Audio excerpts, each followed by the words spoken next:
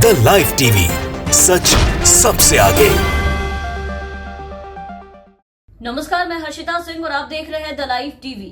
विवादों में रहने वाले बाबा रामदेव अब एक बार फिर से विवादों में आ गए हैं और इस बार बाबा के नाम पे जो ये बड़ा विवाद हुआ है वो भारत में नहीं बल्कि भारत के पड़ोसी देश नेपाल में हुआ है, जहां लाला रामदेव के नाम से प्रसिद्ध योग गुरु बाबा रामदेव को नेपाल के अधिकारियों द्वारा चेतावनी दी गई है, वो भी कार्रवाई करने की कि यहां अगर अपने देश की तरह मनमानी दिखाई तो सीधा कार्रवाई की जाएगी।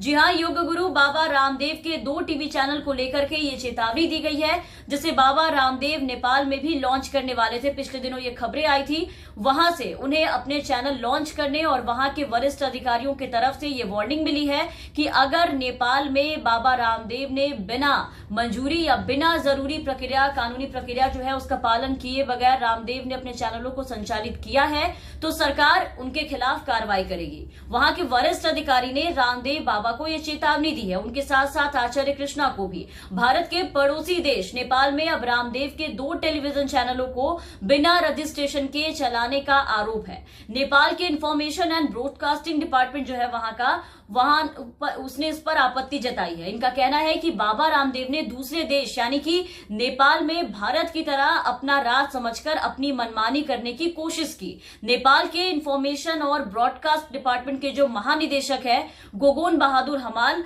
उन्होंने कहा है कि नेपाली कानून के अनुसार मीडिया क्षेत्र में विदेश निवेश जो है वो पूरी तरीके से प्रतिबंधित है। और यहां आपको बता दें कि पतंजलि के उन 2 चैनलों में निवेश किया गया है जहां रामदेव और आचार्य बालकृष्णा ही मेन ऑर्जिनेटर हैं और नेपाली कानून के अनुसार मीडिया और फिल्म के जो क्षेत्र है वहां पर किसी भी विदेशी निवेश की अनुमति नहीं है। लेकिन अगर किसी विदेशी टेलीविजन या जो भी चैनल है उसको अगर नेपाल में अपने चैनल को संचालित करना है, अगर उन्हें जरूरत है तो उसे सबसे पहले वहां के सभी जरूरी कानूनी प्रक्रिया जो है, बाकी जो भी प्रोसेस होते हैं उनको पूरा करना चाहिए होता है, उसका पालन करना होता है, जो रामदेव ने नहीं किया, तभी शायद इतना विवाद खड़ा हुआ है। गोगोन बहादुर हमाल जो कि निदेशक है वहां के इंफॉर्मेशन और ब्रॉडकास्ट डिपार्टमेंट के, उन्होंने कहा है कि हमें इन 2 टेलीविजन चैनलों का रजिस्ट्रेशन करने को लेकर के कोई भी आवेदन नहीं मिला है, इसको लेकर के कोई भी इंफॉर्मेशन नहीं है। इसलिए अब इसके जांच के लिए एक जांच दल, एक कमेटी गठित की गई है। अगर उन्होंने बिना मंजूरी के प्रसारण जो है आरंभ किया है तो हम इस मामले में कार्रवाई करेंगे, क्योंकि ये मनमौजी यहां नहीं चलेगी। और ये काम अपने मन की करना बाबा रामदेव जी नेपाल में बार बार करने की कोशिश करते हैं। इन्हें लगता है कि भारत में ये जैसे कुछ भी करने के लिए पूरी तरीके से आजाद है, जो मन करे लॉन्च करे, जो मन करे बेच डाले, जो मन करे बयान दे दे, जिसे मन चाहे कोस दे, ये वही काम बाहर में भी कर सकते हैं।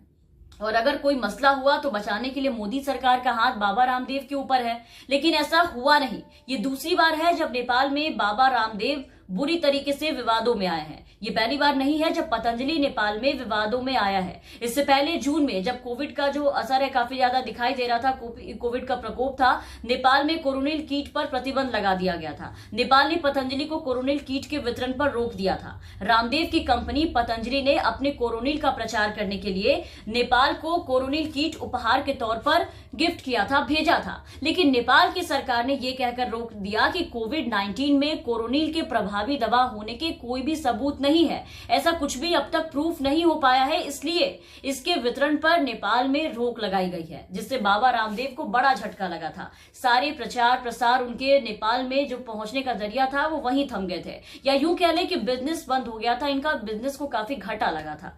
नेपाल की सरकार की ओर से जारी किए गए नए आदेश जो थे, उस आदेश में यह कहा गया था कि कोरोनिल कीट में शामिल टैबलेट्स और नाक में डाले जाने वाले जो तेल थे जिसको बाबा रामदेव ने तैयार किया था, वो कोरोना वायरस से लड़ने की दवाओं के इक्विवेलेंट नहीं है, उन दवाओं के बराबर नहीं है। इसलिए रामदेव की कोरोनिल ने नेपाल सरकार ने भी ये माना था कि ये उसके लायक कभी नहीं है। नेपाल के स्वास्थ्य विभाग के जो अधिकारी थे उन्होंने इंडियन मेडिकल एसोसिएशन यानी कि आईएमए के ऑब्जर्वेशन का हवाला दिया था, जो आईएमए ने उस वक्त योग गुरु बाबा रामदेव को कोरोना के खिलाफ कोरोनिल को ज्यादा प्रभावी साबित करने की चुनौती दी थी और काफी ज्यादा विवाद हुआ था। उसका हवाला देते हुए उस वक्त कोरोना के वक्त में नेपाल भूटान के बाद दूसरा देश था जिसने कोरोनिल कीट के वितरण पर सीधा रोक लगाई थी कि ये अभी वितरण करने के लायक नहीं, इसे हम इस्तेमाल नहीं करेंगे। इसके पहले भूटान के ड्रग रेगुलेटरी अथॉरिटी ने देश में कोरोनिल के वितरण पर रोक लगा दिया था और अब नेपाल में योग गुरु बाबा रामदेव के ओनरशिप वाले वाले 2 television Aastha Nepal TV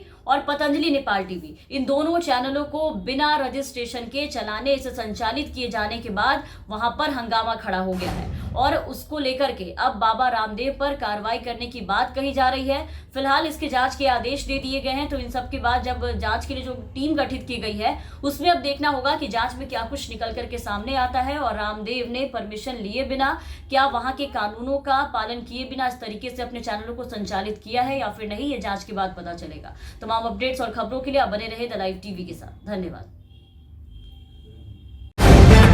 the live TV, सच सबसे आगे।